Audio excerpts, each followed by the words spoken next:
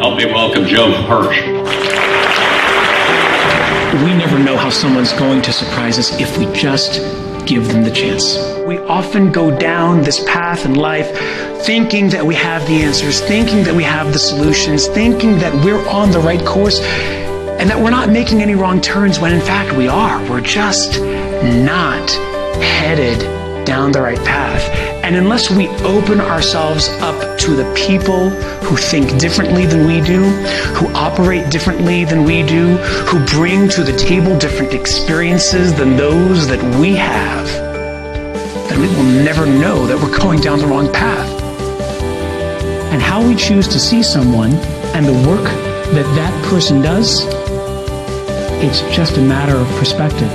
So you can either take a picture of the past and look at an unchangeable, irreversible view of who that person was, or you can imagine a vision of the future, new possibilities and potential, not who this person was, but who this person is and might still become. But as I came to understand, getting feedback only makes us smaller when it looks back on a past we can't change instead of out towards a future that we can. Because that future is a place of promise and potential, of change and opportunity. And the closer we are drawn to that future, the sooner we come to realize that feedback doesn't have to be a source of fear.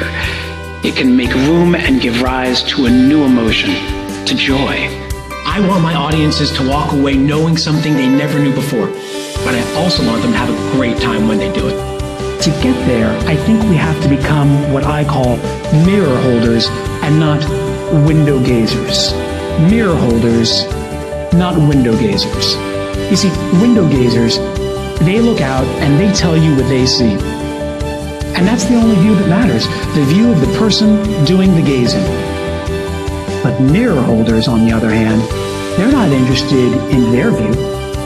They can't even see anything when they're holding a mirror, because all they see is the opaque backside. They care about helping the other person see it for themselves. It's not the view of the giver, it's the view of the receiver that matters, and that changes everything. As you consider those differences, ask yourselves, when I give feedback to another person, what's my goal? Is it to force a change or provoke an insight? Because that is the challenge and that is the choice. And it is a choice that we get to make every single day.